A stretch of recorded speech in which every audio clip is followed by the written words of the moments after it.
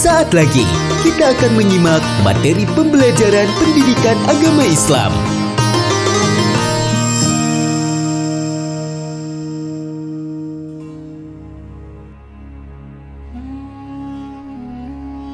Apabila kita memperhatikan berbagai gejala yang terjadi di masyarakat kita, keserakahan manusia dalam berbagai usaha eksploitasi alam telah menimbulkan bencana yang mengerikan dan telah membunuh ribuan manusia.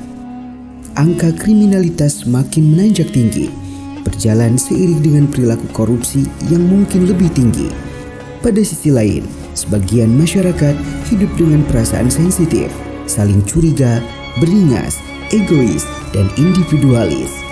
Maka untuk mencegah hal tersebut, tidak ada jalan atau cara lain yang harus ditempuh kecuali dengan selalu menjalankan perintah agama serta aturan-aturan yang berlaku di masyarakat, baik yang tertulis berupa peraturan pemerintah maupun yang tidak tertulis berupa nilai-nilai moral etik yang ada di masyarakat. Oleh karenanya, penting bagi diri manusia mempunyai pengendalian diri atau mujahadah an-nafs. Pengendalian diri atau kontrol diri atau mujahadah an-nafs adalah menahan diri dari segala perilaku yang dapat merugikan diri sendiri dan juga orang lain, seperti sifat serakah atau tamak. Dalam literatur Islam, pengendalian diri dikenal dengan istilah as-saum atau puasa. Puasa adalah salah satu sarana mengendalikan diri. Hal tersebut berdasarkan hadis Rasulullah SAW yang artinya, "Wahai golongan pemuda, barang siapa dari antaramu mampu menikah, hendaklah dia menikah, karena yang demikian itu amat menundukkan pemandangan dan amat memelihara kehormatan. Tetapi barang siapa tidak mampu, maka hendaklah dia berpuasa, karena puasa menahan nafsu baginya." Hadis riwayat Bukhari. Prasangka baik atau husnudon.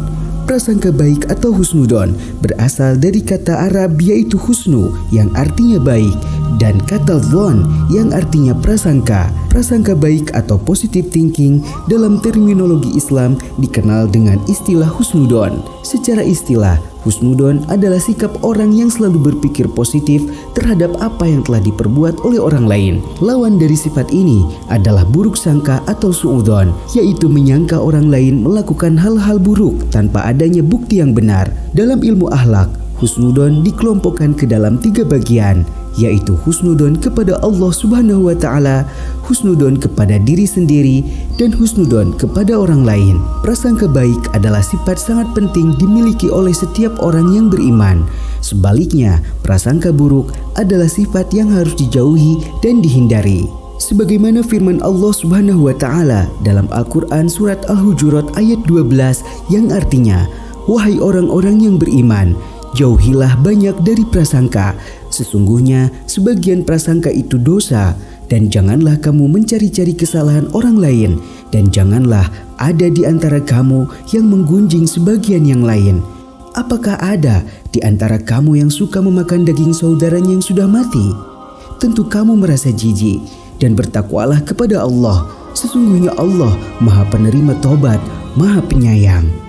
Rasulullah SAW bersabda yang artinya, "Jauhkanlah dirimu dari prasangka buruk, karena sesungguhnya prasangka itu adalah perkataan yang paling dusta." Hadis riwayat Bukhari. Berbaik sangka atau husnudon adalah sifat di mana orang lain dipandang sebagai sesuatu yang baik dan harus diperlakukan dengan baik, kecuali jika diketahui dengan fakta bahwa orang tersebut harus diwaspadai dan diperingati. Dalam Al-Quran surat Al-Hujurat ayat 12 dijelaskan perintah agar berprasangka baik atau husnudon kepada setiap orang. Kita pun diperintahkan menghindari dan menjauhkan diri dari berburuk sangka kepada sesama saudara kita, karena berburuk sangka akan merusak keimanan dan merusak persaudaraan. Persaudaraan atau ukhuwah dalam Islam dimaksudkan bukan sebatas hubungan kekerabatan karena faktor keturunan, tetapi yang dimaksud dengan persaudaraan dalam Islam adalah persaudaraan yang diikat oleh tali akidah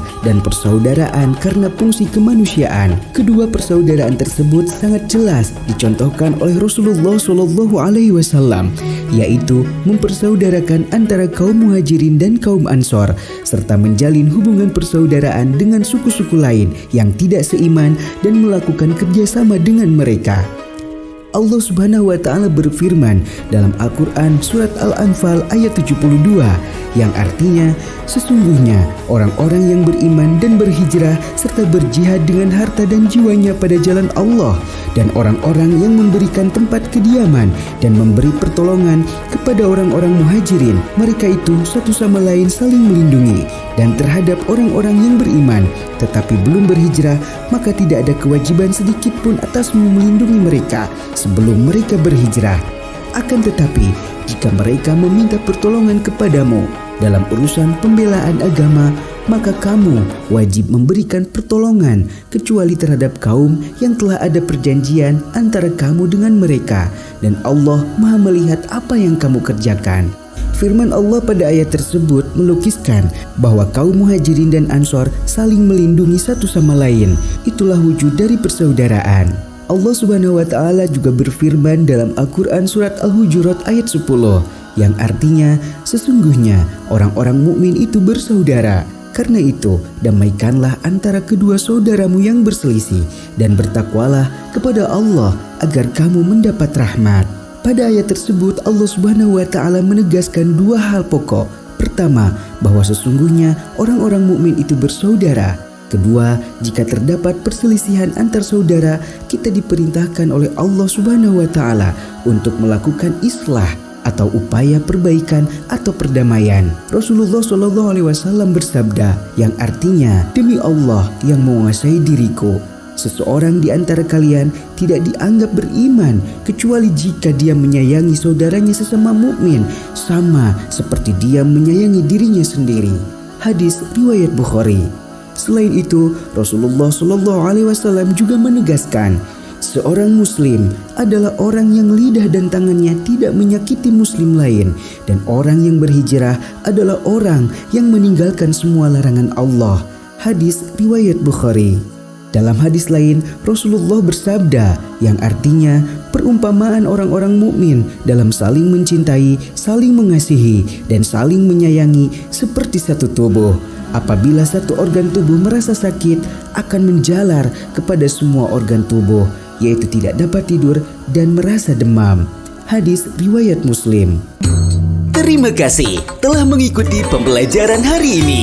Semoga menjadi inspirasi untuk kehidupan kita.